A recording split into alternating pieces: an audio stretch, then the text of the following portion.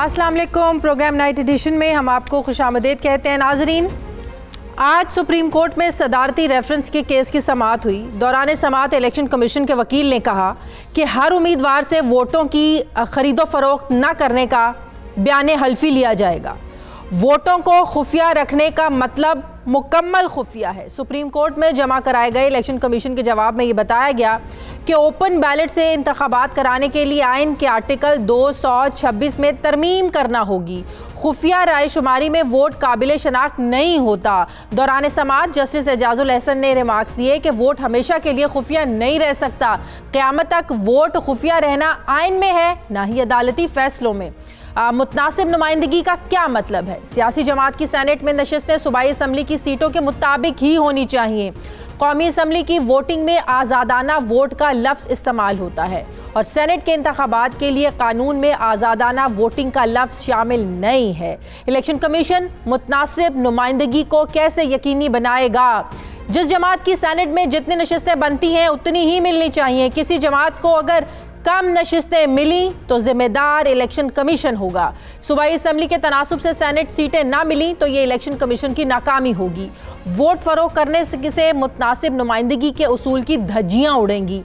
कोई जमात तनासुब से हटकर अगर सीटें जीत ले तो सिस्टम तबाह हो जाएगा। चीफ जस्टिस ने यह कहा कि अगर कोई जमात तनासुब से ज़्यादा सेनेट सीटें ले ले तो इलेक्शन कमीशन फिर क्या करेगा? इलेक्शन कमीशन कैसे तयन करता है कि इंतखाबात मुतनासिब नुमाइंदगी से हुए? क्या मुतनासिब नुमाइंदगी ना होने से सेनेट इलेक्शन कलअदम हो जाएंगे? वोटिंग बेशक खुफिया हो लेकिन सीटें उतनी ही होनी चाहिए जितनी बनती हैं। पैसे देने वालों के पास भी तो आखिर कोई सिस्टम तो होता है ना कि बिकने वाला वोट देगा या नहीं। इलेक्शन कमीशन को मालूम है लेकिन हमें बता नहीं रहे। वोट खरीदने वाले वोट मिलने को कैसे यकीनी बनाते हैं? मुल्क की किस्मत इलेक्शन कमीशन के हाथ में है। इलेक्शन कमीशन अपनी जिम्मेदारी को समझे। एक तरफ सुप्रीम कोर्ट मुतनासिब नुमाइंदगी के मुताबिक सेनेट इलेक्शन को शफाफ बनाना चाहती है, शफाफ नताइज चाहती है, तो दूसरी तरफ ज़मीनी हकायक हमें ये बताते हैं कि 11 मार्च को सेनेट के 52 अरकान सुबुकदोश हो रहे हैं, जबकि 3 मार्च को मजमूई तौर पर 48 सेनेटर्स का इंतखाब अमल में आएगा।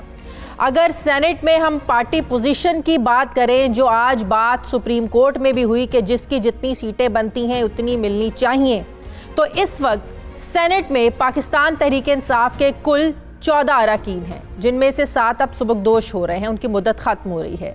3 मार्च के इंतखाबात में पीटीआई की 21 सीटें जीतने की उम्मीद है, जिसके बाद पीटीआई के सेनेटर्स की मजमूई तादाद 28 हो जाएगी।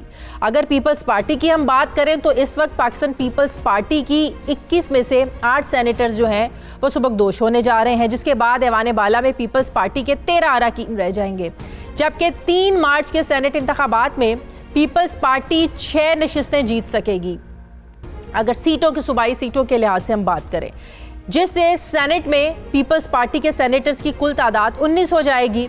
फिर अगर मुस्लिम लीग नून की सेनेट में पार्टी पोजीशन की हम बात करें तो ऐवान बाला की तंजीम 9 में सबसे ज़्यादा नुकसान मुस्लिम लीग नून को होगा, क्योंकि इसके 29 सेनेटर्स में से 17 सुबुकदोश हो रहे हैं। कौमी और सूबाई असम्बलियों में मुस्लिम लीग नून के अरकान की तादाद के हिसाब से 3 मार्च के सेनेट इंतखाबात में मुस्लिम लीग नून को 5 नशिस्तें हासिल हो सकेंगी, जिससे सेनेट में इनकी जो नंबर्स हैं वो 18 रह जाएंगे। मगर सेनेट इंतखाबात में हॉर्स ट्रेडिंग के खदशे को मद्देनज़र रखते हुए सेनेट में नंबर गेम का जो ये फार्मूला है, इसको हतमी तसव्वुर नहीं किया जा सकता। सेनेट इंतखाबात में किसी भी जमात को इजाफी नशिस्त मिल सकती है और किसी सियासी जमात की नशिस्त कम भी हो सकती है। एक तरफ सेनेट इंतखाबात में कामयाबी के लिए जोड़ तोड़ का सिलसिला जारी है, तो दूसरी तरफ इलेक्शन कमीशन में उम्मीदवारों के कागजात नामजदगी की जांच पड़ताल का सिलसिला भी जारी है। एक तरफ वज़ीर आज़म ये समझते हैं कि ओपन बैलेट की मुखालिफत करने वाले इलेक्शन के बाद रोएंगे, तो दूसरी तरफ पीटीआई अपनी जमात को मुत्तहद करने की कोशिशें भी कर रही है। एक तरफ हुकूमत अपोजिशन को हरफ तनकीद बनाने में मसरूफ़ नज़र आ रही है, तो दूसरी तरफ इस्लामाबाद में लापता अफराद के अहले खाना से मुलाकात के बाद मीडिया से बात करते हुए मरियम नवाज़ ने आज कहा कि शहरियों को तहफ़्फ़ुज़ देना रियासत का फ़र्ज़ है। अगर आप सेलेक्टेड भी हैं तो फिर भी आपका उतना ही फ़र्ज़ तो बनता है कि ये जो लापता अफराद हैं इनके लवाहिकीन को इतना ही बता दें कि इनके प्यारे कहाँ हैं। लापता अफराद के बच्चों को पता नहीं है कि वो यतीम है या उनके वालिद हयात हैं। वज़ीर आज़म ऑफिस इस जगह से सिर्फ 5 मिनट की मुसाफत पर है। और ये लोग एक हफ्ते से सर्दी में बेसरो सामान खुले आसमान तले बैठे हुए। आज खूब तनकीद की मरीम नवाज ने। इमरान खान आए, उनकी फरियाद सुने। अब नाज़रीन, सवाल ये है कि रियासत शहरियों को तहफ़्फ़ुज़ फराहम करने में क्यों नाकाम हो रही है। सवाल ये भी अहम है कि क्या इलेक्शन कमीशन सेनेट में मुतनासिब नुमाइंदगी, जिसकी आज बात सुप्रीम कोर्ट ने की, क्या इलेक्शन कमीशन इसको यकीनी बना सकता है। सवाल ये भी अहम है कि क्या वोट को काबिल शनाख्त बनाने के लिए आइन में तरमीम ही वाहिद हल है। इसी पर मैं बात करूंगी। मुझे ज्वाइन कर रहे हैं तहरीक इंसाफ के रहनुमा फारूक हबीब साहब। अस्सलाम वालेकुम। बहुत बहुत शुक्रिया फारूक आपका। फारूक, आज सुप्रीम कोर्ट में इलेक्शन कमीशन ने दोबारा अपना ये जवाब जमा करवाया। वो अपने पुराने मौक़िफ़ पर ही कायम है और कहा कि आइन के आर्टिकल 226 के तहत सेनेट इंतखाबात खुफिया राय शुमारी से ही हो सकते हैं। आइन में अगर आपने ओपन बैलेटिंग करवानी है तो 226 में आपको तरमीम करना होगी। अलबत्ता उन्होंने कहा कि हाँ, हर उम्मीदवार से वोटों की खरीदो फरोख्त ना करने का बयान हल्फी लिया जाएगा। लेकिन मेरा सवाल ये है कि एक हलफ तो तब भी अरकान असम्बली लेते हैं जब वो असम्बलियों में पहुंचते हैं। अगर वाकई आज तक अपने इन हल्फों का पास रखा होता तो हॉर्स ट्रेडिंग, करप्शन और ये ख़रीदो फरोख्त, ये सारे मामलात सामने नहीं आते। जब वो सब कुछ माजी में होता रहा तो अब जितने मर्जी बयान हल्फी ले लें तो फिर इसकी क्या अहमियत रह जाएगी।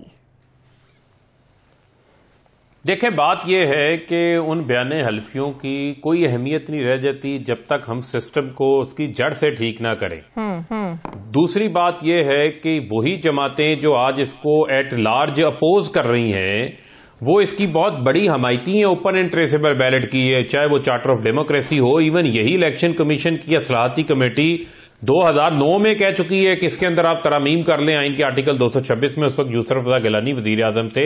नवाज शरीफ 2015 में ओपन एंड ट्रेसेबल बैलेट की बात करते रहे हैं। वजीर आजम इमरान खान ने उस वक्त भी इसको वेलकम किया था। 2019 में एहसन इकबाल ने इसके ऊपर बात की, लेकिन आज ये पता नहीं किस मुंह के साथ जो है उसको अपोज कर रहे हैं। और बात हो रही है ऑब्जेक्टिविटी की, ट्रांसपेरेंसी की, शफाफियत की, जिसके ऊपर आज सुप्रीम कोर्ट बात कर रहा था। हम अपने आने वाली नस्लों को क्या पैगाम दे रहे हैं कि क्या ये हमारा करप्ट निजाम है। इस अंदाज से इस मुल्क के कानूनदान अपर हाउस के मुंतखब होकर आते हैं, नोटों की गड्डियां पड़ी हुई हैं और लोगों के जमीरों के सौदे हो रहे हैं, और किस फखरिया अंदाज से पीपल्स पार्टी, नून लीग और फजल रहमान की जमात जो है ओपन एंड ट्रेसेबल बैलेट जो शफाफियत के हवाले से उसको अपोज कर रहे हैं। ऐसा हौसला और ऐसी ढटाई जो है वो मुझे देख के तो खुद जो है उसके ऊपर शर्म आ रही है। सवाल उठाया आज सुप्रीम कोर्ट ने पूछा, और बल्कि सुप्रीम कोर्ट ने तो कहा कि अगर जब सियासी जमातों को उनकी मुतनासिब नुमाइंदगी नहीं मिलेगी, मतलब कि जितनी सीटें बनती होती सीटें नहीं मिलेंगी, तो इलेक्शन कमीशन जिम्मेदार होगा। आज तक हॉर्स ट्रेडिंग होती आई है, पैसा चलता आया है। आज तक किसी ने इलेक्शन कमीशन से पूछा कि इलेक्शन कमीशन ने क्या कार्रवाई की है?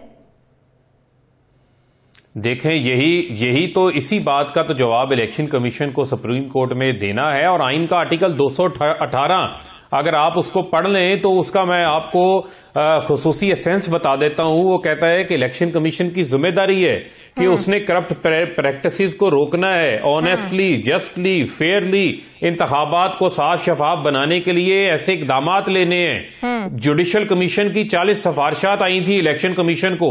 हमने तो साफ शफाफ निजाम के लिए 126 दिन का धरना दिया था, हमने अमली इकदामात किए, और ये भी रेफरेंस जो है वो सुप्रीम कोर्ट के अंदर हमारी ही हुकूमत लेके गई है, जिसके ऊपर आज इतने सवालात सामने आ रहे हैं। आज इतनी पहली बार इतनी तफसीलन जो है वो डिबेट हो रही है। हाँ। आज खौफजदा वो लोग हैं इससे जो करप्ट निजाम के मुहाफिज हैं, जो सिस्टम को तहफ्फुज चाहते हैं, जो चाहते हैं आज अरबों रुपए से लूट मार करो, सेनेट के वोट खरीदो, कल खरबों रुपए का टीका पाकिस्तान की अवाम को लगाओ, मनी लॉन्ड्रिंग की शक्ल में, हुंडी की शक्ल में, हवाले की शक्ल में, किकबैक्स की शक्ल में कौम को कीमत अदा करना पड़ती है। शाजिया, इसके ऊपर तो एक कलेक्टिव सोच सामने आनी चाहिए। मैं तो हैरान हूं कि इलेक्शन कमीशन भी आज तरमीम की बात कर रहा है कि आर्टिकल 226 में तरमीम किए बगैर ओपन बैलेटिंग नहीं हो सकती है।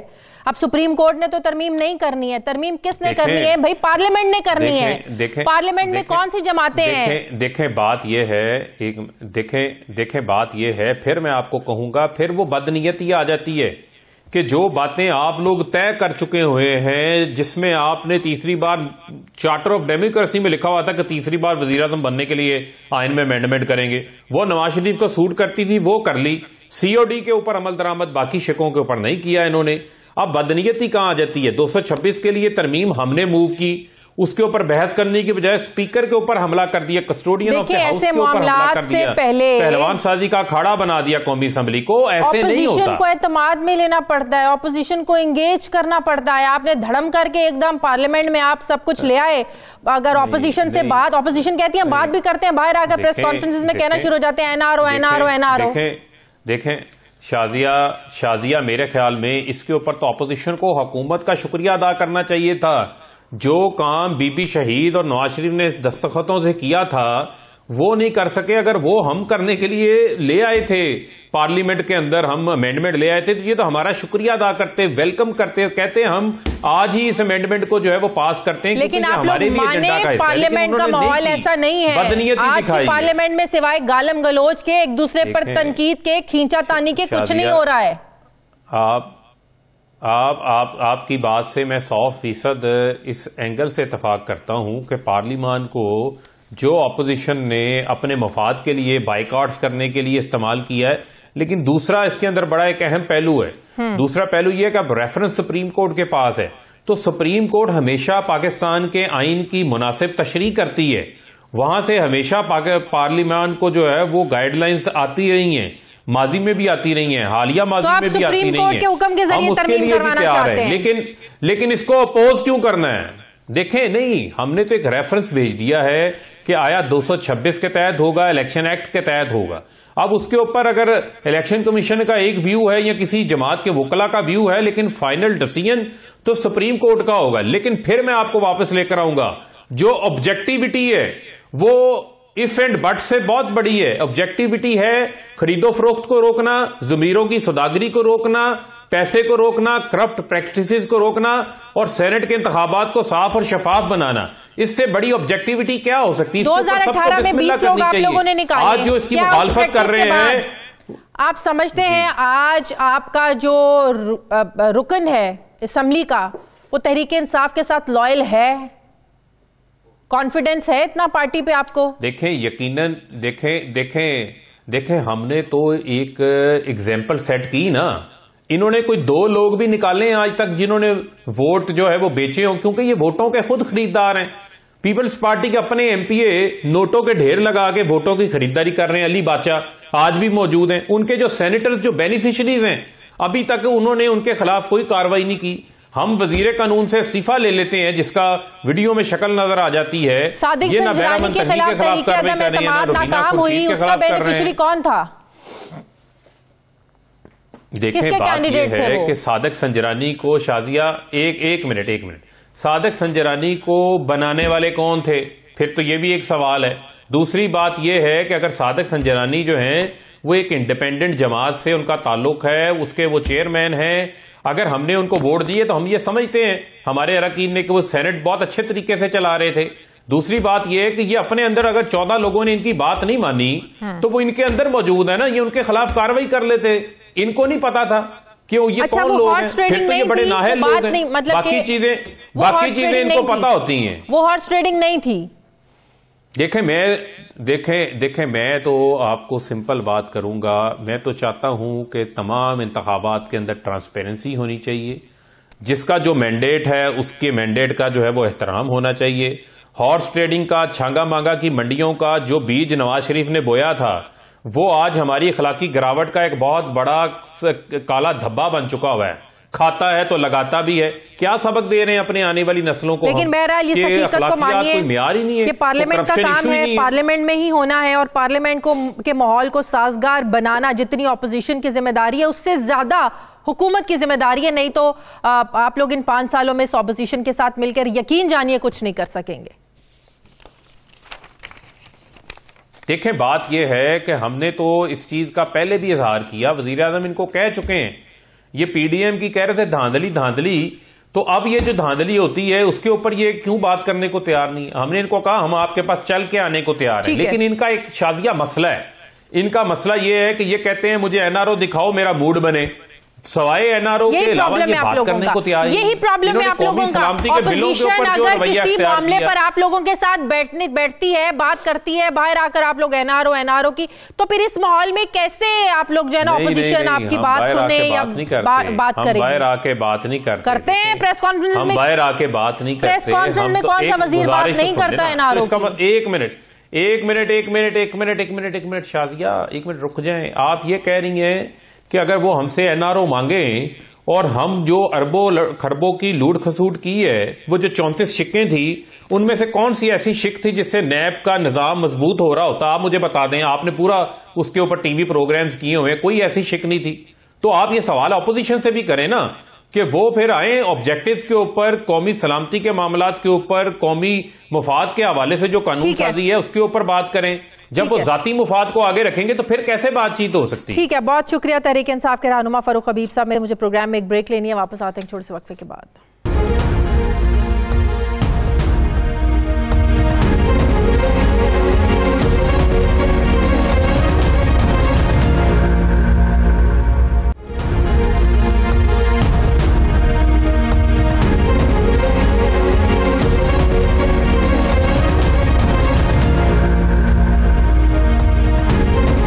ब्रेक के बाद एक बार फिर से आपको खुशामदीद कह रहे हैं। नाज़रीन, मुझे ज्वाइन किया पाकिस्तान पीपल्स पार्टी के सीनियर रहनुमा सेनेटर रहमान मलिक साहब ने। अस्सलाम वालेकुम, बहुत बहुत शुक्रिया रहमान मलिक साहब आपका। रहमान मलिक साहब, इस वक्त हमारी सियासत में जो सबसे ज़्यादा मौजू डिस्कस हो रहा है और शोर मचा हुआ है, जिस पर वो सेनेट के इलेक्शंस है। कहीं टिकटों की तकसीम का मसला है, तो कहीं बात हो रही है ओपन बैलेटिंग की, खुफिया बैलेटिंग की। खैर, मामला सुप्रीम कोर्ट में है। अच्छा, सबसे पहले तो मुझे आप ये बताएं, रहमान मलिक को टिकट क्यों नहीं मिला इस बार? I was expecting this question. देखें, पार्टी टिकट मेरा राइट नहीं था, ये पार्टी का प्रेरोगेटिव है और उनके प्रेरोगेटिव के मुताबिक उन्होंने मुनासिब समझा कि किसी और को दें। मुझे खुशी हुई कि जो भी फैसला मेरी पार्टी ने किया है, मैंने उसे बड़े सदके दिल से, खुशी से स्टेटमेंट देते हुए उसको एक्सेप्ट किया। और दूसरा देखें, मेरे 12 साल हुए सेनेट में, इंटीरियर मिनिस्टर रहा, अल्लाह ने बड़ी इज्जत दी, तो वो पार्टी के नाम से हुई ना। तो ये पार्टी की वजह से मैं हूँ और आज भी मैं सीनियर हायरार्की में डिसीजन मेकिंग बॉडी है हमारी CEC का, उसका सीनियर मोस्ट मेंबर हूँ। तो लिहाजा ये कोई मेरे ख्याल से बड़ी बात नहीं हुई। ये पार्टी के फैसले होते हैं और पार्टी में रह के, डिसिप्लिन में रह के जो फैसले होते हैं उसे दिली तौर पे मानना चाहिए, खुश होना चाहिए कि जो पार्टी ने फैसला किया हम उसके साथ हैं। रहमान मलिक सेटिस्फाइड हैं कि पार्टी ने जो टिकट दिए वो मेरिट पर दिए इस बार भी पाकिस्तान पीपल्स पार्टी ने टिकट? देखिए, मैं बिल्कुल सेटिस्फाइड हूँ कि जिन लोगों ने खिदमात की, अगर हमारे वो कैंडिडेट सारे देखें, अब डॉक्टर खोजा से लेके ताज हैदर से लेके जितने भी लोग आपने देखे हैं, उनकी खिदमात हमारे लिए बहुत ज़्यादा है। और आपने एक देखा होगा, कोई बाहर से वो जैसे स्काई स्कैपर आता है ना, वो हमारे यहाँ कोई नहीं आया, सारे पार्टी वर्कर्स हैं। और हमारी पार्टी जब देती है, और दूसरा ये कि हम लोग एक एज के इस तरह एडवांस हो रहे हैं कि जो यंग लोग हैं उनको आना चाहिए आगे। We are there for them to train, और दूसरों को मौका भी मिलना चाहिए। मैं आज से नहीं, बहुत पहले से कहता रहा हूँ। और सर, मैंने नहीं कहा, आपने देखा होगा एजाज अहसन साहब ने भी ये बात की, मैं भी वही बात कर रहा हूँ, इससे पहले मैं बात कर चुका हूँ। लिहाजा आई एम फुली सेटिस्फाइड जो इस वक्त पाकिस्तान पीपल्स पार्टी ने टिकट डिस्ट्रीब्यूट किए हैं। और मुझे लोग प्रोपेगेंडा कर रहे थे कि मलिक साहब को टिकट मिली है, वो तो ये कर देंगे, वो कर देंगे। नहीं, मैं पार्टी के साथ हूँ, पार्टी के साथ खड़ा हूँ और अपनी लीडरशिप के साथ। 12 साल हो गए आपको सेनेट में। ओपन बैलेटिंग की बात कोई पहली बार तो नहीं हो रही है, कोई नई बात या नई बहस तो नहीं हो रही है। मिसाके जमहूरियत में मुस्लिम लीग नून और पाकिस्तान पीपल्स पार्टी दोनों एग्री थी कि ओपन बैलेटिंग होनी चाहिए। आज जब ये हुकूमत कह रही है कि शफाफ बनाएं, साफ बनाएं, करप्शन को ख़त्म करें, पैसे के इस्तेमाल को ख़त्म करें, तो आज ऑपोजिशन क्यों रिलक्टेंट है कि ओपन बैलेटिंग नहीं होनी चाहिए? क्यों आईनी तरमीम में साथ नहीं दिया? सर देखें, मिस शाजिया, आप अपने कॉलम भी लिखती हैं, मैं वो भी पढ़ता हूँ। आपकी एक बड़ी डेप्थ है इन एनालाइजिंग पाकिस्तानी इश्यूज। तो एक है पार्टियों का फैसला, एक है कॉन्स्टिट्यूशन का फैसला। अब जो कॉन्स्टिट्यूशन कहता है वो मानना पड़ता है, क्योंकि पार्टी की जो विल है या एक इंडिविजुअल की विल जो है वो कॉन्स्टिट्यूशन पे प्रवेल नहीं हो सकती। लिहाजा अगर आपको याद हो तो हमने हमेशा कॉन्स्टिट्यूशन की बात की है। डुअल नेशनैलिटी का मसला चला था, हमें भी एडवाइस किया कि आप एक ऑर्डिनेंस के थ्रू कर दें, but we examined and we found out कि नहीं, ये जायज नहीं होगा और ये नेगेटिव जाएगा। मैं ये समझता हूं कि बिल्कुल करें जो चेंज करनी है। इनको चाहिए था कि पार्लियामेंट में लेके जाते और उसके बाद ये फैसला करते। मुझे ये भी अफसोस हुआ, टू बी वेरी ऑनेस्ट, कि अभी ये सेनेट में इलेक्शन में हॉर्स ट्रेडिंग की बात हो रही है। आपने मेरे आर्टिकल भी पढ़े हैं इसके ऊपर, मैंने बड़ा खुल के आया हूं इसके ऊपर। बात यह है कि हॉर्स ट्रेडिंग को बंद करना कानून के थ्रू होता है। क्या हुकूमत ने कोई ऐसी कोशिश की? इतने ऑर्डिनेंस निकाले थे, एक और ऑर्डिनेंस निकाल लेते हॉर्स ट्रेडिंग पे, वो भी ले जाते अपने असेंबली में। तो मैं समझता हूँ कि ये अभी शायद और आसान रास्ता तो फिर आईनी तरमीम ही है ना। पार्लियामेंट में मामला जाए, हुकूमत लेकर भी गई, ऑपोजिशन साथ दे इस आईनी तरमीम में, तभी रास्ता रुक सकता है ना करप्शन का, हॉर्स ट्रेडिंग का। इससे ज्यादा आसान और सीधा रास्ता तो कोई नहीं है। देखें, वो फैसला कि क्या ओपन बैलेटिंग होनी है या सीक्रेट बैलेटिंग होनी है, वो फैसला छोड़ दें पार्लियामेंट पे कि वो पार्लियामेंट क्या फैसला करती है। लेकिन अपनी विल को और अपनी ख्वाहिशात को और अपने फियर्स को जो है वो आप पार्लियामेंट के और दूसरे जो सिस्टम है और कॉन्स्टिट्यूशन पे इम्पोज नहीं करनी चाहिए। हुकूमत लेकर तो आई, फिर क्या ऑब्जर्वेशन थी? कि ये ऑब्जर्वेशन थी कि हुकूमत फिर सुप्रीम कोर्ट क्यों चली गई, ऑर्डिनेंस क्यों ले आई? पार्लियामेंट में लेके तो गए मामला। आई बैक टू डिफर, कोई ऐसी अमेंडमेंट मेरी नज़र से एज ए सेनेटर नहीं गुजरी जिसमें ये वो पार्लियामेंट में लेके आए हों। अब मेरा ख्याल है कि इलेक्शन जो सेनेट का जो है सेशन सैटरडे को वेरी अनयूजुअली बुलाया गया है 10:30 बजे। We do not know exactly कि एजेंडा क्या है, लेकिन अगर मैं सोचूं जो पास्ट एक्सपीरियंस है मेरा, तो हो सकता है इसी बिल को ले आए सैटरडे को और यहाँ से रिजेक्ट करा के ज्वाइंट सेशन में ले जाएं, और पहला तरीका जैसे बुलडोज करने का शायद उस तरीके से किया जाएगा। बहरहाल लेट अस सी सैटरडे क्या होता है, लेकिन I am for the constitution. जो कॉन्स्टिट्यूशन में है उसको फॉलो करना चाहिए। और अगर आप सुप्रीम कोर्ट की जो इस वक्त हेयरिंग है उसको बगैर देखें और सुने तो उसमें भी आपको एक झलक नजर आएगी कि कॉन्स्टिट्यूशन की रिस्पेक्ट करना बहुत लाजम है। आप कोई भी चेंज कर ले पार्लियामेंट के थ्रू, इट्स गुड, बट मेरा ख्याल है कि मुझे कॉन्स्टिट्यूशन को सामने रखते हुए मैं कोर्ट की जो जजमेंट आती नजर आ रही है वो पार्लियामेंट को रेफर करेंगे मेरे ख्याल से। मैं ज्यादा हाशिया इस पे नहीं करना चाहता, मैटर इज सब जुडिस in court of law, but अगर रेगुलरली रहमान मलिक साहब समझते हैं कि हमारा इलेक्शन कमीशन भी कमजोर है। जो बातें आज अदालत में हुई, चीफ जस्टिस साहब ने कहा कि भाई जाहिर है पैसे देने वालों के पास भी तो कोई सिस्टम होता है ना, कि जो बिकने वाला है, जिसको पैसे दिए जा रहे हैं, वो वोट देगा भी या नहीं देगा। फिर साथ ये भी कहा गया कि इलेक्शन कमीशन को सब मालूम है, पता होता है कि कौन क्या कर रहा है, कैसे वोटिंग हो रही है, लेकिन हमें नहीं बताया जा रहा। मतलब ये हुआ कि अगर माजी में इलेक्शन कमीशन ने कार्रवाइयां की होती, इलेक्शन कमीशन ने एक्शन लिए होते, आज सिचुएशन मुख्तलिफ होती, ना हॉर्स ट्रेडिंग का शोर मचता, ना पैसा चलता। इलेक्शन कमीशन अपने रूल्स को भी तो तब्दील कर सकता है, ये भी बात हुई आज। मैं एक आपको अर्ज करूं कि आपने जो पहला क्वेश्चन किया ना इलेक्शन कमीशन की कमजोरी, वो कमजोरी इलेक्शन कमीशन की नहीं है, वो कमजोरी कानून की है। सबसे पहले तो आप देखें कि पॉलिटिकल जो पार्टी एक्ट है उसको जरा देख लें, उसको भी रिविजिट करने की जरूरत है, ठीक है। और जो आपने देखा होगा जस्टिस वजी साहब ने कुछ कहा था उस सिलसिले में, उन्होंने रिकमेंडेशंस दी थी। आई होप के इलेक्शन कमीशन उनको देख ले। दूसरा, अगर हॉर्स ट्रेडिंग होती है तो हॉर्स ट्रेडिंग करने वाला, जैसे ये आपने वीडियो देखी है, उसमें वीडियो में तो लोग साफ नजर आ रहे हैं ना, तो अगर वीडियो वालों को आप इन्वेस्टिगेट करेंगे और कोई 24 घंटे जो सरकारी रिमांड होता है उसमें रख ले FIA, तो मेरा वो बता देंगे कि ये पैसे किस बैंक से निकले थे, किस बैंक से चले थे, किस सेक्टर में पहले आए थे, फिर ये कैसे यहाँ से उनको टांगे लगी और वो दूसरे सेक्टर में आए।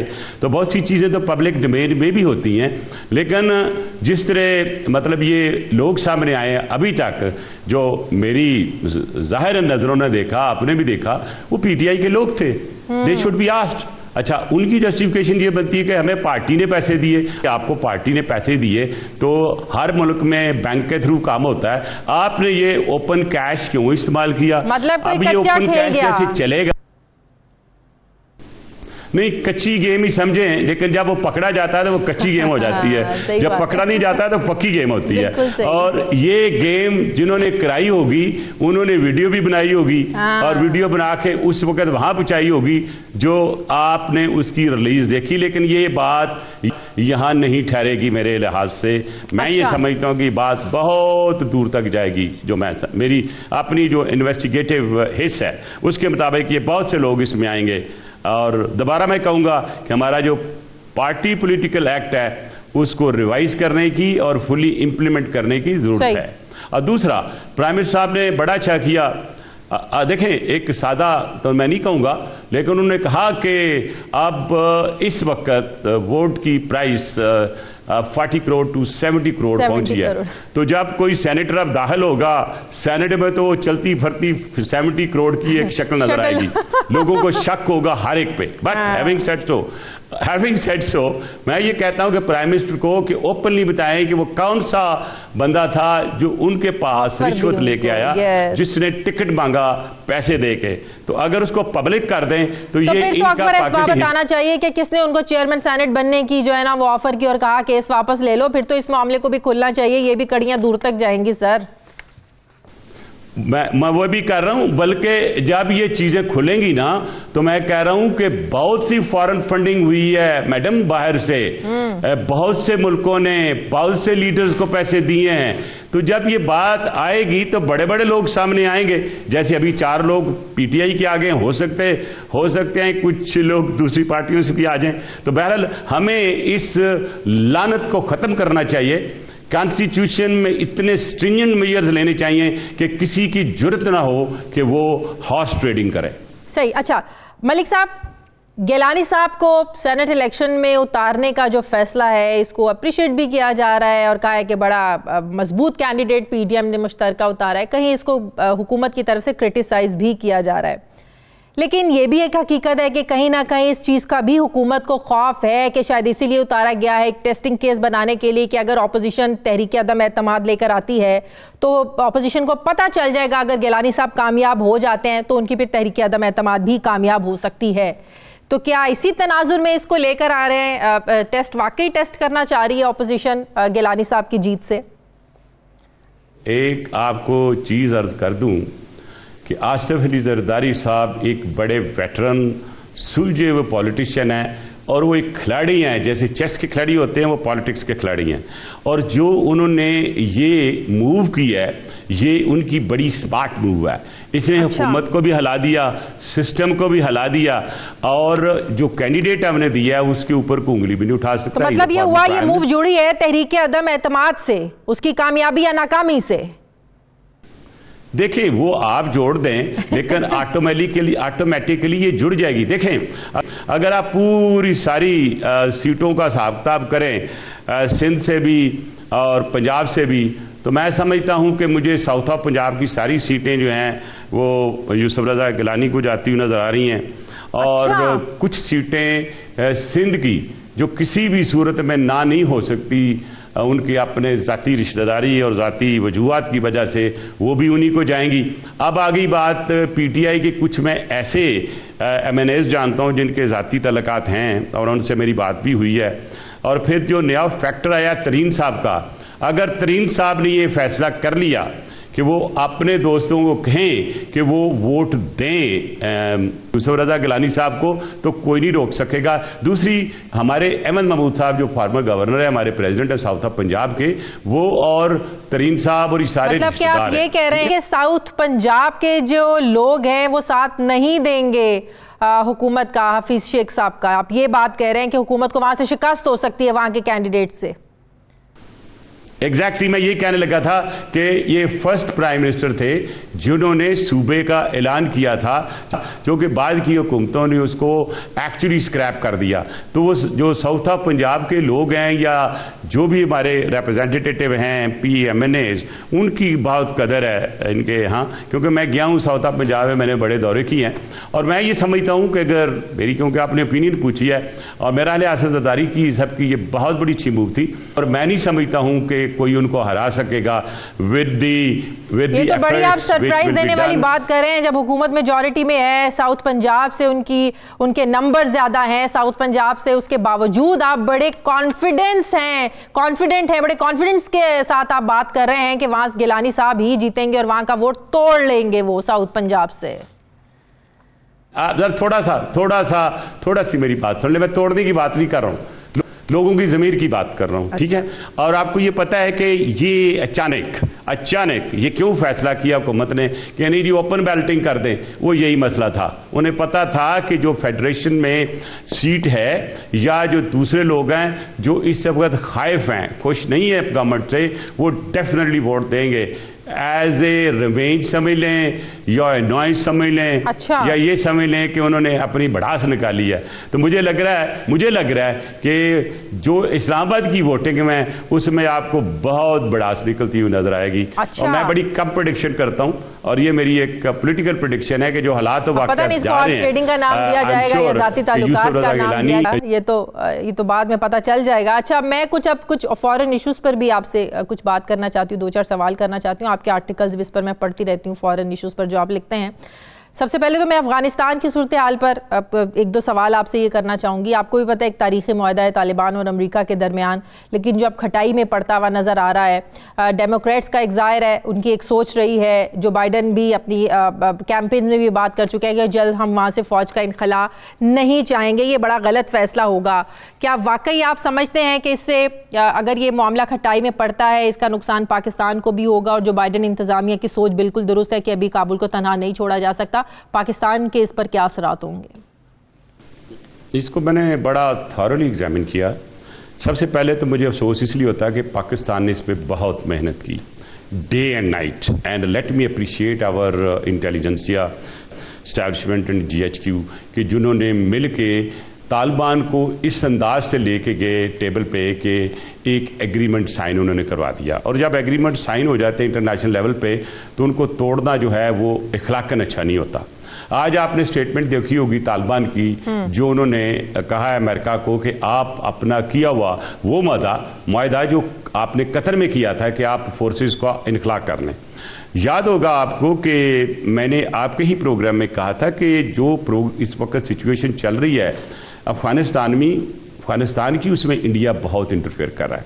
और वहाँ पे 2 प्लेयर्स हैं, एक अब्दुल्ला और एक प्रेसिडेंट गनी, दोनों की आपस में लड़ाई है, और इसको प्ले अप कर रहे हैं जो आपके अफगान तालिबान है। इसमें तीसरा फैक्टर भी आ रहा है जो नजीब का था। अब ये सारी चीज़ों को सामने रखते हुए जो फैसला किया था अमेरिका ने कि हम अपने ट्रूप्स विड्रॉ कर लेंगे, और आपको याद होगा Donald Trump had almost announced that I am going to withdraw the troops and no more expenses in Afghanistan. वो आपने याद है, उसने कहा था कि हमारी इकानमी पे बोझ है। अब देखना है कि with the passage of time जो डेवलपिंग सिचुएशन है वर्ल्ड की और खासतौर पे इस रीजन की, और जो कोल्ड वॉर है between China and America, plus America's cold war with Iran, और फिर ईरान के जो तल्लुकात हैं इस वक्त मिडल ईस्ट के साथ, उनको सामने रखते हुए, और आगे इंडो पाक रिलेशंस, और एक हमें मिला हुआ है चीफ टेररिस्ट जिसको हम मोदी कहते हैं, उसकी भी सारी एक्टिविटीज सामने करके देखा जाए, तो मैं समझता हूं अमेरिका परहैप्स फील ये कर रहा है कि अगर वो इमीडिएटली विड्रॉ करते हैं, तो अगर कल कोई चाइना के साथ कोई ऐसी बात होती है, क्योंकि ऑलरेडी उन्होंने चाइना सी पे पूरा कंट्रोल लिया हुआ है, और इंडिया ने on the other side of the ocean सारे के सारा उनको कंट्रोल दिया हुआ है। अब उनका कंट्रोल जो लैंड टू लैंड है वो बेसिकली अफगानिस्तान है। तो मेरा ख्याल जब तक ये चाइना का मामला सेटल नहीं हो जाता कोल्ड वार का, उस वक्त मैं समझता हूं कि ये अफगानिस्तान की जो इसको सिचुएशन चल रही है उसमें कोई खास चेंज नहीं आएगी। और मैंने पहले भी कहा था कि अगर जो बाइडेन साहब आए हैं तो आप ये ना समझे कि वो एकदम सारी पॉलिसीज चेंज कर देंगे। ये हमारे मुल्क की तरह नहीं है, वहां पे जो पॉलिसीज है वो बनाती है आपकी CIA बनाती है, आपका पेंटागन बनाता है, उनकी जो कंसर्न डिपार्टमेंट बनाते हैं। जाहिर है हमारा बहुत बड़ा कंसर्न है 22 फरवरी को इसका जो सालाना इजलास होने जा रहा है, जाहिर है इसमें फैसला होगा पाकिस्तान को ग्रे लिस्ट से निकालना है या रखना है। क्या एक्सपेक्टेशंस हैं? देखे मैं तो जिस जगह अमेरिका ने कंप्लेंट किया हो और अमेरिका वर्ल्ड पावर है और जिस अंदाज से इंडिया ने डिसइंफो लैब से पाकिस्तान के खिलाफ डिसइंफॉर्मेशन की, उसको सामने रखने आज मैंने एक लेटर लिखा है टू दी प्रेसिडेंट फैटेफ, जिसमें मैंने बेसिकली 2 पॉइंट उठाए हैं कि जब हमने कहा कि आप इंडिया के खिलाफ यही जो 27 पॉइंट्स और प्लस टेररिस्ट फाइनेंसर है, हमने इररिफ्यूटेबल एविडेंस दी, तो फैटेफ ने कहा कि ये फैटेफ की जो डोमेन है इन्वेस्टिगेशन की या उसकी वर्किंग में नहीं है। तो मैंने ये लिखा है कि अगर ये डोमेन में नहीं था इंडिया का तो हमारे पास जो लगे इल्जामात उससे तो बहुत कम थे। तो ये डिस्क्रिमिनेशन जो है किस बेसिस पे की, इसमें उनको मैंने 7 क्वेश्चन किए हैं और 7 क्वेश्चन जो हैं वो इंटरनेशनल लॉ को सामने रखते हुए मैंने किए। और पहली बात UN की रिपोर्ट जो लास्ट ईयर से आई थी जिसमें उन्होंने ये साफ कहा है कि इंडिया इज फाइनेंसिंग दाइश यानी ISIS and they have given proofs. और उन्होंने कहा जी 87 डिस्ट्रिक्ट्स इन इंडिया और 65 places different in Afghanistan दैश is being financed by India for training camps and all that. तो वो चीज मैं नहीं कह रहा हूं, ये UN की रिपोर्ट है, वो UN की रिपोर्ट भी मैंने लगाई है। और दूसरा मैंने अपने डिफेंस में पाकिस्तान में जो आपकी बात है, मैंने कहा जी पाकिस्तान के मुताल्लिक UN की रिपोर्ट है that Pakistan has done excellent efforts in war and terror in curbing the war and terror. तो हमारी आ गई है पॉजिटिव, जिसका मतलब ये हुआ कि जो इल्जाम हमारे पास टेररिस्ट फाइनेंसिंग के थे या टेररिज्म के थे या मनी लॉन्ड्रिंग के थे वो तो हमें अब्सॉल्व कर दिया UN ने ये रिपोर्ट देके। उस रिपोर्ट को मैं साइट करते हुए प्रेसिडेंट को कह रहा हूं कि मुझे भी टाइम दिया जाए मेरी गवर्नमेंट के साथ साथ कि मैं as a global citizen, as a Pakistani citizen, as a representative of people of Pakistan, मैं अपना मौक़िफ़ पाकिस्तानी कौम का खुल बता सकता हूं। हो सकता है हुकूमतों। सही। आखिरी सवाल, नवाज शरीफ का पासपोर्ट कैंसिल कर दिया गया, इसकी मुद्दत खत्म हो गई, अब वापसी का क्या रास्ता क्या है? जो बात शेख साहब कह रहे हैं कि स्पेशल डॉक्यूमेंट जारी हो सकता है उनको वापस लाने के लिए। देखिए जी, सबसे पहले तो मैं कर्ज करूं, एक सियासत को एक तरफ रखें, पहले कानूनी बात करें। आप किसी मुल्क के सिटीजन को की सिटीजनशिप खत्म नहीं कर सकते। अगर आप पासपोर्ट रिन्यू नहीं करते तो आप उसको रीजन देनी पड़ेगी कि why this passport is not being renewed. अच्छा, अगर वो बाहर का मुल्क उनको वापस नहीं कर सकता या नहीं कर रहा फॉर सर्टेन रीजंस, और मैं एक चीज ये भी बता दूं कि यूके का लॉ है कि अगर किसी मुल्क में डेथ पेनल्टी है वो किसी भी सूरत में जो वहां पे एप्लीकेंट है जिसने ये रिक्वेस्ट सीख की है उसको कभी यहां नहीं भेजेंगे। मैं लिख के दे देता हूं आपको।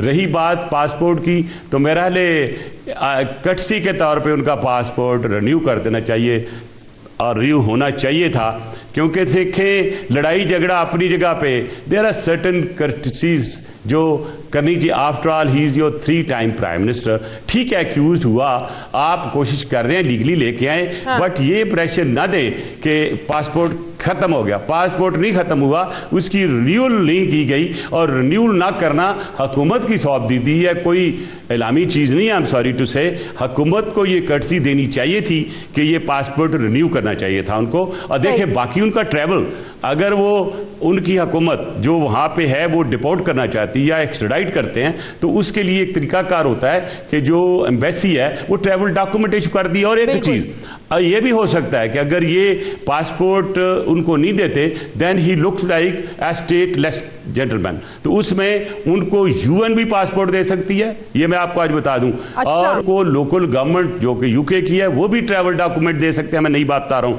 अगर आज नवाज शरीफ यूएन में चला जाए और कहे कि ये मेरा पासपोर्ट रिन्यू हुआ, मैंने दुनिया में ट्रैवल करना है, मेरी फलाने इश्यूज तो होंगे, के लिए ये मैटर नहीं करेगा कि वो एक्यूज्ड हैं, वो सजा याफ्ता हैं, मुजरिम हैं, केसेस हैं उन पर, ये मैटर नहीं करती चीज। हाँ नहीं, मैं एक चीज अर्ज कर दूं थोड़ा आपको भी और पब्लिक की नजर के लिए भी, क्योंकि मैंने कहा मैं हेड ऑफ दी एफ रहा हूं इंटरपोल, दुनिया में मैंने ये काम किया।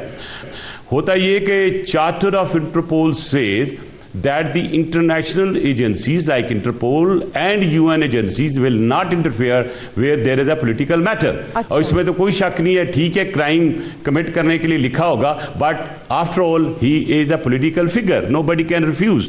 तो मैं यही समझता हूं कि वो UN के पास जब ये जाएगा कि मेरा पासपोर्ट रिन्यू हुआ नहीं हुआ, तो जब तक ये फैसला यूके गवर्नमेंट नहीं करती उनके मुताबिक ये ठीक है या नहीं है, उस वक्त तक कोई भी चीज जो है उनके लिए हिंड्रेंस नहीं बनेगी और he can travel on that red passport which will be issued by the. बहुत शुक्रिया। साबिक वजीर दाखिला पाकिस्तान पीपल्स पार्टी के रहनुमा सेनेटर रहमान मलिक साहब मेरे साथ थे। मुझे प्रोग्राम में एक ब्रेक लेनी है नाजरीन, वापस आते हैं एक छोटे से वक्फे के बाद।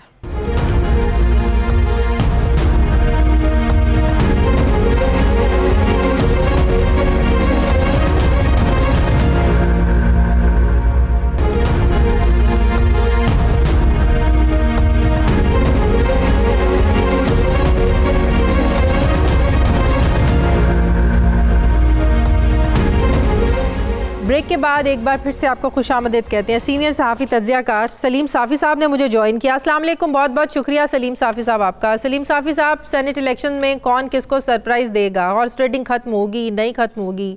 सुप्रीम कोर्ट में ये सारा मामला चल रहा है। आज की अगर आप सुप्रीम कोर्ट के रिमार्क्स देखें, बड़ी चीज़ें खुलकर सामने आई हैं। सुप्रीम कोर्ट ने अपने ख्यालात का भी इज़हार किया, रिमार्क्स भी दिए और कहा कि जिस जमात की सेनेट में जितनी नशिस्तें बनती हैं उसे उतनी मिलनी चाहिए। अगर किसी जमात को कम नशिस्तें मिली तो जिम्मेदार इलेक्शन कमीशन होगा। क्या इलेक्शन कमीशन, हम अगर सवाल उठाएं कि माजी में इलेक्शन कमीशन ने अपनी जिम्मेदारी पूरी की, क्या माजी में हॉर्स ट्रेडिंग नहीं होती रही? क्या माजी में पैसा नहीं चलता रहा? माजी में खरीदो फरोख्त नहीं होती रही? क्या आपको लगता है कि जो बात सुप्रीम कोर्ट ने की है या जो इशारा दे दिया है कि मुतनासिब नुमाइंदगी का, वो इलेक्शन कमीशन करवा सकता है क्या? देखिए, मैं कानूनी और अदालती मामलात को तो नहीं समझता, और मेरी शुरू दिन से जब पानामा का केस भी चल रहा था या उससे आगे पीछे, तो मेरा यही मौक़िफ़ होता था कि जब केस अदालत में ज़ेर समाअत हो तो उस पर जो हर कोई अदालत से बाहर निकल के उस पर अपनी अपनी तज्ज़िये और तबसरे और इंटरप्रिटेशन करता था, तो मैं उसके हक़ में भी नहीं था। अलबत्ता मैं एक चीज़ समझता हूँ, और वो ये कि कानून पाकिस्तान में कवानीन की कमी नहीं है, लेकिन असल में ये होता है कि उस पर अमल नहीं होता। अब पहली बात तो ये है कि अगर हुकूमत इस मामले में संजीदा होती तो फिर हुकूमत के पास ये रास्ता था पिछले 2-2.5 सालों में कि जब जरदारी साहब के भी ताल्लुकात हुकूमत के साथ अच्छे थे और जब शहबाज शरीफ साहब ऑपरेशन के लिए तैयार थे, तो वो उस वक़्त आईनी तरामीम ला सकती थी। दूसरी बात कि पिछले हफ्ते अगर आपको मेरे प्रोग्राम को देखने का इत्तेफाक हुआ हो तो उसमें मोहसिन बेग साहब ने ये कहा है, और उनका ये दावा बिल्कुल दुरुस्त है, ये वीडियोस जो हुकूमत की तरफ से लीक की गई है एक नहीं बल्कि 20 वीडियोस हैं, और वो ये दावा करते हैं कि उन्होंने और इमरान खान साहब ने और परवेज़ खटक साहब ने मिल के ये वीडियोस देखी थी। अच्छा, तो जो अगर आप आगे के अमल को शफाफ बनाना हो तो उसके लिए तो ज़रूरी है कि पहले जो पिछले सेनेट इलेक्शन में जो ख़रीद फरोख्त हुई थी, तो ख़रीदने वाले भी वाज़े हो गए हैं और बिकने वाले भी वाज़े हो गए हैं। तो पहले तो अदालत से रुजू करके उन लोगों के ख़िलाफ़ कार्रवाई की जाए, और इस सेनेट में अगर आप ये बाकी मानदा लोगों को पाक साफ तरीके से भी ले आएँ, तो पिछले इंतखाब के नतीजे में जिन्होंने पैसे से वोट खरीदा है तो वो गन तो वहां पे बैठा हुआ है। बिल्कुल, तो फिर भी तो सेनेट, तो इसलिए और सादिक संजरानी के खिलाफ तहरीक अदम एतमाद, वो भी तो एक बहुत बड़ी मिसाल है ना। उसको फिर आप जाती ताल्लुकात का नाम दें या उसको बाद में ज़मीर का नाम दे दें, वो भी तो मामले को फिर जांच पड़ताल होनी चाहिए ना।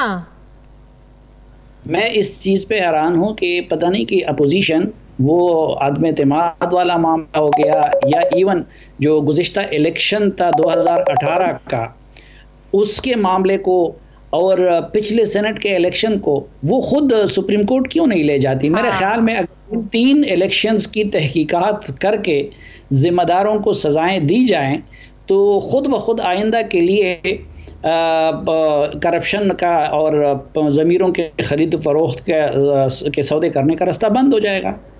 अच्छा, अभी रहमान मलिक साहब मेरे प्रोग्राम में थे, वो बड़ा कॉन्फिडेंट थे कि गिलानी साहब जो है ना वो सीट जीत जाएंगे। उसकी वजह उन्होंने बताई कि साउथ पंजाब के जो लोग हैं वो यूसुफ रज़ा गिलानी को ही वोट देंगे। फिर बावजूद इसके कि आपको भी पता है कि जनूबी पंजाब एक महाज जो बाद में तहरीक इंसाफ के साथ आकर मिला, तो उन्होंने कहा कि बड़ा सोच समझ कर ये जो है ना वो यूसुफ रज़ा गिलानी को जरदारी साहब ने इस तरीके से मैदान में उतारा है। इसके पीछे तहरीक अदम एतमाद भी एक वजह हो सकती है। आपको लगता है कि गिलानी साहब कामयाब हो जाएंगे बावजूद के नंबर पूरे नहीं है? तहरीक इंसाफ हुकूमत ही ज़ाहिर है मेजॉरिटी में, नंबर तो उन्हीं के ज़्यादा हैं।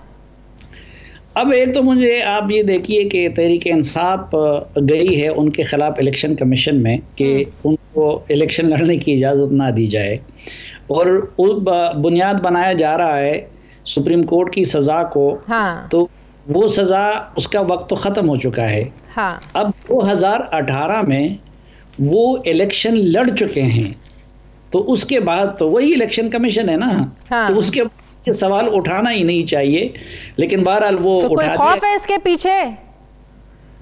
जाहिर है वो खुद ये सारी चीज़ें जो हो रही हैं तो वो खौफ की वजह से हो रही हैं। अभी आप देखें कि हमारे खैबर पख्तूनख्वा में जिन अरबपतियों को आप इंटरेस्टिंगली देखें, एक ही ख़ानदान है, एक ही सिगरेट इंडस्ट्री से वाबस्ता लोग हैं, और सब जो है करपति हैं, और एक ही ख़ानदान के 3 करपतियों को सेनेट का टिकट दे दिया गया। आप फैसल सलीम की बात कर रहे हैं?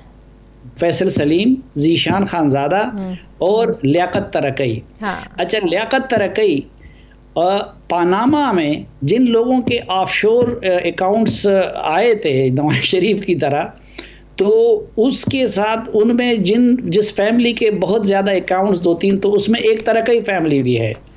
अब मुझे तो ये समझ नहीं आ रही कि नवाज शरीफ का ऑफशोर अकाउंट और पानामा हराम था और लियाकत तरकई का जो है हलाल है, उसको पीटीआई उन नज़रियाती कारकुनों के मुकाबले में टिकट दे रही है जिन्होंने पानामा के मामले पे भी डंडे खाए और धरने दिए। तो ये तो मुझे ये समझ नहीं आ रही। दूसरा, अभी कल जिनके साथ वहाँ पे डील की गई, तो शाहजीगुल अफरीदी साहब के भाई जो है ताज मोहम्मद अफरीदी, जो पिछले दौर में भी सेनेटर थे आज़ाद, अब इन लोगों ने वहाँ नूरुल हक कादरी साहब और पीटीआई को शिकस्त दे के इलेक्शन वो जीते हैं, और फिर उनको पीटीआई से इतना मसला था और वो नवाज शरीफ के इतने करीब रहे थे कि उस वक़्त पीटीआई ज्वाइन करने की बजाय उन्होंने बाप पार्टी को ज्वाइन कर दिया। अब खैबर पख्तूनख्वा में उनके साथ पीटीआई ने ये अरेंजमेंट कर ली कि जनरल सीट पे पीटीआई उनको सपोर्ट करेगी और उसके मुकाबले में खवातीन और जन। सही। तो इससे वो खौफ भी जाहिर होता है। तो अच्छा, फैसल वाउडा को सेनेट का टिकट देने पर बिल्कुल एतमाद है, पूरे एतमाद है। जब वजह पूछो, फवाद चौधरी साहब कल मेरे प्रोग्राम में थे, मैंने वजह पूछी, वो कहा जी सिंध में जो पाकिस्तान पीपल्स पार्टी को टफ टाइम देता है ना और सही जो है ना वो रखता है वो फैसल वाउडा। तो मैंने कहा भाई ये क्राइटेरिया तो नहीं हुआ, तो फिर ये खौफ था। आप भी समझते हैं सलीम साफ़ी साहब के एक जगह जो आपको पता है उनकी नाअहली का केस चल रहा है, उधर से नाअहल हो जाएंगे तो उनको बचाने के लिए जो है ना सेनेट का टिकट, और कहा जा रहा है कि वो खुद भी ये चाहते थे। असद उमर साहब ने एक प्रोग्राम में कहा कि उनकी भी ख्वाहिश थी कि अगर यहाँ से वो नाअहल हो जाते हैं तो सेनेट में उनको जो है ना वो रखा जाए। नहीं, देखें, अब शिबली फराज साहब ने भी बेइज्जती वज़ीर इत्तलाआत तमाम अखलाकी हदें तोड़ दी हैं, लेकिन हम उन पर एतराज़ नहीं करते क्योंकि पार्टी से उनकी वाबस्तगी या ये कि उनको पैसे की बुनियाद पर टिकट नहीं दिया गया है। ठीक, तो इसी तरह ये पार्टी लीडरशिप का अपना डिस्क्रिशन है कि वो किसको कहाँ पे करना चाहती है। अब फैसल वाउडा साहब भी अपने माँ बाप के भी लाडले थे और इमरान खान साहब के भी लाडले हैं, लेकिन बहरहाल उनका इमरान खान साहब के साथ पुराना वास्ता भी है और ताल्लुक़ भी है, तो वो उनकी लेकिन मैं तो आपको ये बता रहा हूँ ना कि जिस चीज़ के ख़िलाफ़ आप दिन रात लगे हुए हैं और आप ये दावा कर रहे हैं कि मैं इस पैसे के गेम को ख़त्म करने के लिए ये सब कुछ कर रहा हूँ, और उसमें अदालती आर्डिनेंस और सुप्रीम कोर्ट से भी और बाकी उससे भी, इसलिए मुझे उनसे पे एतराज़ नहीं है। मुझे एतराज़ उन लोगों पे है कि जो इस वक्त खालिसतन उनकी स्ट्रेंथ पॉलिटिक्स में सिर्फ और सिर्फ वो पैसा है, और उनकी अगर बेशक मसलन शिबली फराज पे हमारा इत्तेफाक इख्तिलाफ अपनी जगह पे, लेकिन उसके टिकट पे किसी को एतराज़ नहीं है, न पार्टी के अंदर होगा न बाहर से होगा। लेकिन ये जो अरबपति और करपति, फैसल वावडा के टिकट पे एतराज़ पार्टी के अंदर से उठे, सिंध के लोगों ने उठाए, इनकी अपनी पार्टी के लोगों ने उठाए। जी यही तो मैं अर्ज़ कर रहा हूं ना कि वो तो उनके पार्टी के अंदर का मामला है। हाँ। क्योंकि और सिर्फ वो नहीं, मैं आपको ये भी, बलूचिस्तान वाला मामला तो सब ने देख लिया। हाँ। खुद वहाँ पे जो अबड़ो साहब हैं, तो अबड़ो साहब का भी तो यही कहा जा रहा है, खुद उनकी पार्टी की तंजीम ने लिख दिया अपने एहतजाजी ख़त में कि जी वो हमारे पार्टी के अहम रहनुमाओं के ATM है। सही। इसी तरह जो कुछ बलूचिस्तान में हुआ था, तो मुकाबले में भी कोई ऐसा नहीं है कि फैसल वावडा को हटा के तो जो दूसरा अली जैदी और जो गवर्नर साहब का जो कैंडिडेट है, तो वो भी यही। एक आखिरी सवाल, अगर गिलानी साहब जीत जाते हैं इस्लामाबाद से, तो आपको लगता है कि ऑपोजिशन PDM का जो लॉन्ग मार्च है उसमें और जान पड़ जाएगी, फिर मुश्किल खड़ी हो सकती है लॉन्ग मार्च से इस हुकूमत के लिए? जी यही तो, इसीलिए तो इमरान खान साहब पूरा जोर लगा रहे हैं कि किसी भी सूरत में वो जीत ना पाए, क्योंकि उन जीत का मतलब एक तो ये कि उनको कौमी असम्बली वोट देगी, तो उनकी जीत का मतलब ये होगा कि अक्सरियत की हिमायत इस वक्त इमरान खान साहब के साथ नहीं है, तो एक तो मॉरली वो बहुत डैमेज हो जाएंगे और उसकी वजह से अपोजिशन का मोराल भी बहुत बूस्ट हो सकता है, और फिर अपोजिशन आदम एतमाद की कोशिश भी बहुत जल्द कर सकती है। बहुत बहुत शुक्रिया सीनियर सहाफ़ी तज्ज़ियाकार साफ़ी साहब मेरे साथ हैं। नाज़रीन, हमारे प्रोग्राम का वक्त खत्म हो गया। प्रोग्राम के लिए फीडबैक ज़रूर दीजिएगा। अपना ख्याल रखिए, मुझे इजाज़त दीजिए, अल्लाह हाफ़िज़।